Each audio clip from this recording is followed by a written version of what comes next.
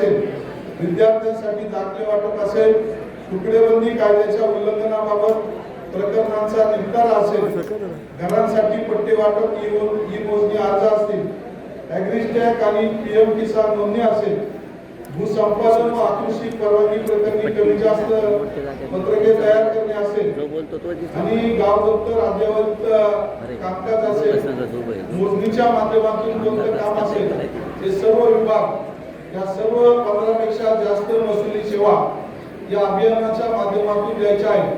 आज जरी आपण त्या ठिकाणी आपले अर्ज दिले, कागदपत्र दिले, या ठिकाणी सुद्धा काही प्रश्न सुटतील, परंतु जे प्रश्न सुटणार नाहीये ते पुन्हा सोडवण्यासाठी पुन्हा अभियान लावायची गरज साहेब या ठिकाणी पडली नाही पाहिजे.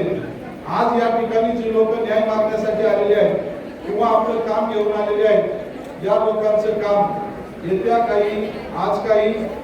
काही कालावधीमध्ये, नजीकच्या कालावधीमध्ये या लोकांना न्याय मिळायचं काम नक्की होईल.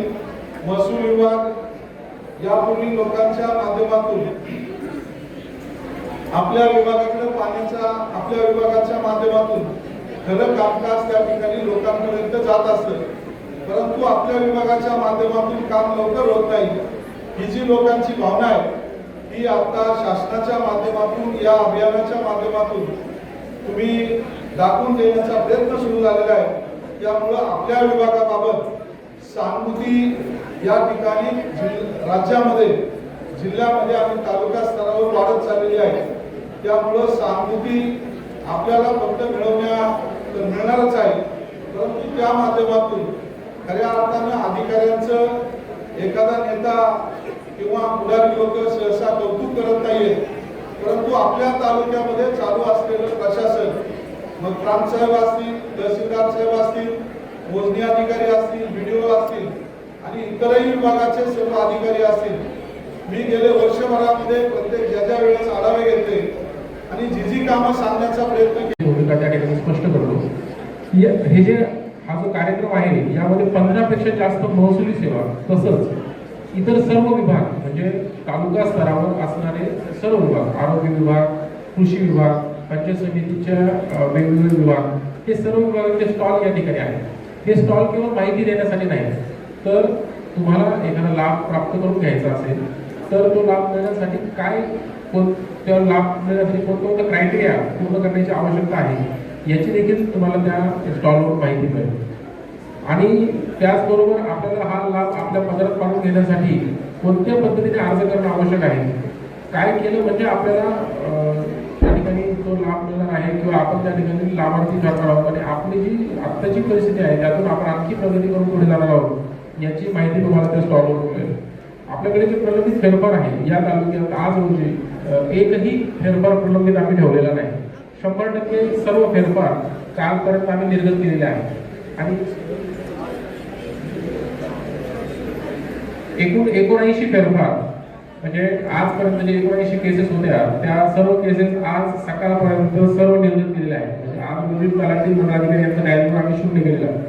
तर सातबारामध्ये चुकांची दुरुस्ती बऱ्याच ठिकाणी 155 साठी अर्ज केले जातात, तहसील कार्यालयामध्ये यावं लागतं, सुनावण्या होतात, परंतु जे साधे चुका आहेत म्हणजे नाव चुकलेलं आहे, कानाबाबरा वेलांटी चुका, अशा प्रकारच्या ज्या चुका आहेत आणि ते सातबारामध्ये झालेल्या चुकांमुळे त्यांना पुढे कृषी विभागाच्या योजना किंवा इतर योजनांना लाभ मिळत अडथळा निर्माण होतो. अशा प्रकारच्या ज्या योजना आहेत ह्या मिळवण्यासाठी सातबारामध्ये दुरुस्ती पूर्ण करण्यासाठी तुम्हाला एक सेक्शन केलेलं आहे.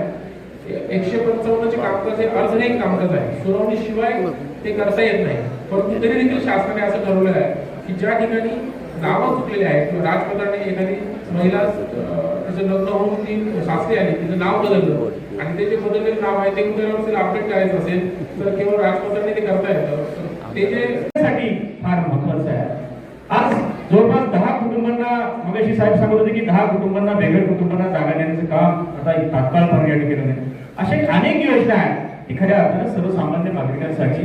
तर मला या निमित्तानं 3 विभाग जे आपले आहेत, मला आल्यानंतर आमचा नर्मदराव तिथं आहे का माहिती नाही, तो म्हटलं की महसूल विभागामध्ये गेल्यानंतर, रेकॉर्ड ऑफिसला गेल्यानंतर आणि खऱ्या अर्थानं मोजणी ऑफिसला.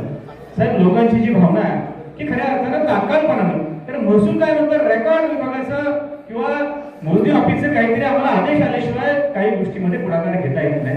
त्यामुळे मला मोजणी ऑफिसला विशेषतः विनंती करायची आहे की भविष्यामध्ये आपलं कामकाज मोठा आहे, गुंतागुंतीचा विषय आहे, परंतु सर्वसामान्य नागरिकांना आणि सार्वजनिक विषयाला सर्वसामान्य नागरिकांना पानग्रस्त किंवा जे काय सार्वजनिक ह्या विषयांना पुढाकार घेऊन आपल्याला त्या ठिकाणी मदत करावी लागेल. कारण शासनाची दुसरी जी चळवळ आहे, बळीराजा चळवळ, शेत पानग्रस्ते, त्या विभागामध्ये आपलं आणि आपल्या विभागाचं योगदान हे फार महत्वाचं आहे. खऱ्या अर्थानं इथं आरोग्य विभागापासून तर अनेक सगळे शासनाचे सगळे विभाग या ठिकाणी आलेले. मला महिलांची एककांची आपली हे आहे त्या महिलांना धन्यवाद दिले पाहिजे. आणि शासनाला त्यांनी मगाशी एका स्टॉलवर सांगितलं एक नवीन उपक्रम आला की कृषी प्रधानमंत्री सूक्ष्म अन्न प्रक्रिया योजना, की शेतकऱ्यांच्या दृष्टीनं उदाहरणार्थ अनेक उद्याच्या काळात जे प्रक्रिया उद्योग आहेत, खवा उद्योग असल्या त्याला 35% केंद्र सरकारचा सबसिडी त्या ठिकाणी आहे. अशा अनेक गोष्टी आहेत. आणि आजच्या शिबिराच्या निमित्तानं खरं तर जसा तालुक्याच्या जनतेच्या दृष्टीनं आमदार महत्वाचा असतो, तसा प्रशासनाच्या दृष्टीनं खऱ्या अर्थानं तहसीलदार आणि त्यांची टीम ही फार महत्वाची असते. मला तहसीलदार साहेबांना विनंती करायची, आज उद्याच्या काळामध्ये आज तुम्ही ते शिबिर गेले तावडे साहेब, तर उद्याच्या काळामध्ये खऱ्या अर्थानं आमच्या सगळ्या दिप्तीताईचा असेल, माझा असेल, महिनाभर तुम्हाला त्रास असणार आहे. काय त्रास असणार आहे की आमचा एखादा सर्वसामान्य नागरिक जर आला तो म्हणलं मी अरे कनेरसरच्या शिबिरामध्ये त्या ठिकाणी आलो होतो, आता आमचे चौधरी चेअरमन आहेत ते म्हणले अहो मी सभापती मी आलो होतो, आमदार साहेब मी आलो होतो, पण माझा प्रश्न मार्गी लागला नाही. तर पुढचे महिना दीड महिने पासूनच्या महसूलच्या सगळ्या अधिकाऱ्यांना विनंती आहे, आमची तुम्हाला त्रास आहे, आम्ही काय म्हणणार अरे बाबा कनेरसरला जे शिबिर झालं त्या शिबिरात त्यांचा असंच राहिलंय, त्यांना आपल्याला मदत करावी लागेल, त्यांचा असा हा प्रश्न आहे, याच्यात मदत करावी लागेल. पण आजच्या प्रश्न असतील येथे उपस्थित सर्व प्रशासकीय अधिकाऱ्यांसोबत चर्चा विचार विनिमय करून त्यावर मार्ग काढण्याचा प्रयत्न या ठिकाणी करत आहेत. या अभियानाची सुरुवात करण्याच्या अगोदर जे आधी कधीच घडलं नव्हतं की तहसीलदार साहेब एखाद्या गावामध्ये जाऊन कोणती बैठक घेण्याच्या माध्यमातून नागरिकांमध्ये जनजागृती या शिबिराचे करत होते. 8 ते 10 दिवसापूर्वी या अभियानाची जनजागृती वाबगाव या ठिकाणी अनेक आसपासच्या गावातील नागरिक बोलावून हे अभियान काय आहे, या शिबिरामध्ये काय काय योजनांचा आपण लाभ देऊ शकतो या सर्वांची माहिती स्वतः बेडचे साहेब त्या ठिकाणी उपस्थित होते, मी सुद्धा उपस्थित होते, नागरिकांना देण्यात आले. आणि आवर्जून तुम्ही सुद्धा इतर संपर्कातील नागरिकांना सांगा की या शिबिराचा पुरेपूर लाभ घ्या. विशेष करून जे काही आपले सातबारे असतील, 8 उतार असतील, त्यावरील नावांची दुरुस्ती असेल, अकृषक म्हणजे येण्याच्या परवानगी असतील किंवा त्या मिळवण्यासाठी आपण काय करू शकतो याचं मार्गदर्शन सर्वांना होते. आरोग्य विभागाचे असतील किंवा एक अभिनव नाविन्यपूर्ण उपक्रम एकल महिलांसाठी या ठिकाणी नव्याने राबवण्यात आला आहे. प्रत्येक महिलेपर्यंत कोणती तरी योजना पोहोचली पाहिजे, त्या योजनेचा लाभ आपल्या महिलांनी घेतला पाहिजे. फेरफारमध्ये नावांची दुरुस्ती असतील किंवा ज्या काही आताच एक शेतकरी आले होते की रस्त्याचा वापराचा प्रश्न आहे, त्या संदर्भात निःशुल्क मोजली पाहिजे, त्यासाठी आपण काय केलं पाहिजे आणि हा मार्ग किंवा हा पर्याय कशा प्रकारे सुटू शकतो याचं पुरेपूर समाधानकारक